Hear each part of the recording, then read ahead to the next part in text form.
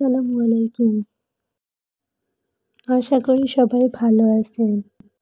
আজকে আমি আপনাদেরকে দেখাবো ঢেঁড়স দিয়ে একটি দুর্দান্তকারী রেসিপি। আশা করি আপনাদের ভালো লাগবে। আমার চ্যানেলে নতুন হয়ে থাকলে আমার চ্যানেলটি সাবস্ক্রাইব করে আমার পাশে থাকবেন।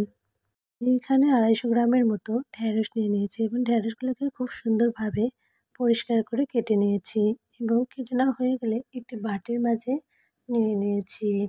বাটির মাঝে নেওয়া হয়ে গেলে অপরদিকে আমি এই ঢেঁড়স রান্না করার জন্য 3-4টি পেঁয়াজ কুচি করে কেটে নিয়েছি এবং 8-10টি মরিচ কেটে নিয়েছি এবং একটি ডিম নিয়ে নিয়েছি। চলুন শুরু করা যাক আজকের এই রেসিপিটি। আমি চুলায় একটি প্যান বসিয়ে দিয়েছি এবং প্যানের মাঝে 4 টেবিল চামচ পরিমাণ রান্নার তেল দিয়ে দিয়েছি। তেলটি গরম হয়ে আসলে এর মাঝে আমি পেঁয়াজ কুচিগুলো দিয়ে দেব এবং কেটে রাখা মরিচের টুকরোগুলো দিয়ে দেব। দেওয়া হয়ে গেলে আমি একটি চামচের সাহায্যে মরিচ পেঁয়াজগুলোকে হালকা করে একটু ভেজে নেব, পেঁয়াজের কাঁচা গন্ধটি চলে যাওয়ার জন্য। এবার আমি এর মাঝে কেটে রাখা ঢেঁড়সগুলোকে দিয়ে দেব এবং এর মাঝে আমি 1 টেবিল চামচ পরিমাণ লবণ দিয়ে দেব, 1/2 চামচ পরিমাণ হলুদের গুঁড়া দিয়ে দেব। এরপর আমি আবারও চামচের সাহায্যে সবগুলো উপকরণ ভালোভাবে মিশিয়ে নেব। মিশিয়ে নেওয়া হয়ে গেলে এবার আমি একটি ঢাকনার সাহায্যে এটিকে ঢেকে রেখে দেব 2 থেকে 3 মিনিট।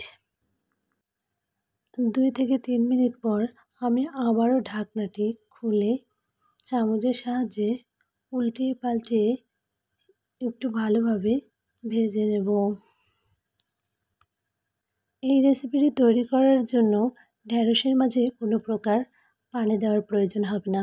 ঢেঁড়সটি তেলের মাঝেই সিদ্ধ হয়ে যাবে।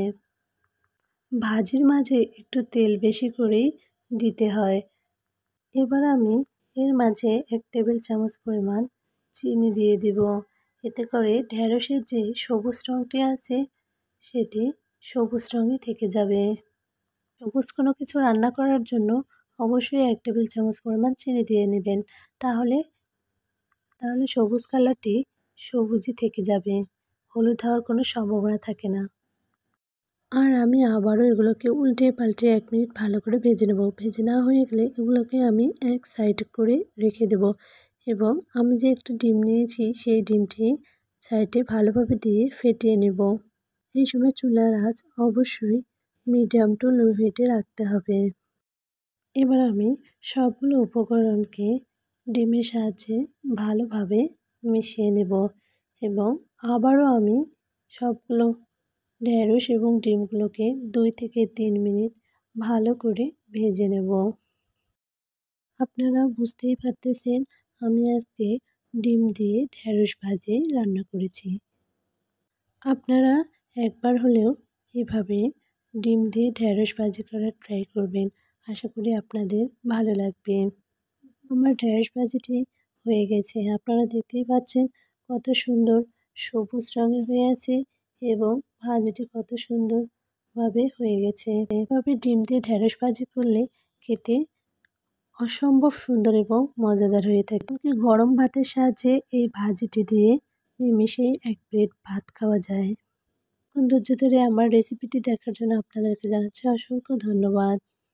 আমার রেসিপিটি ভালো লাগলে অবশ্যই লাইক, কমেন্ট, সাবস্ক্রাইব করে আমার পাশে থাকবেন। আল্লাহ হাফেজ।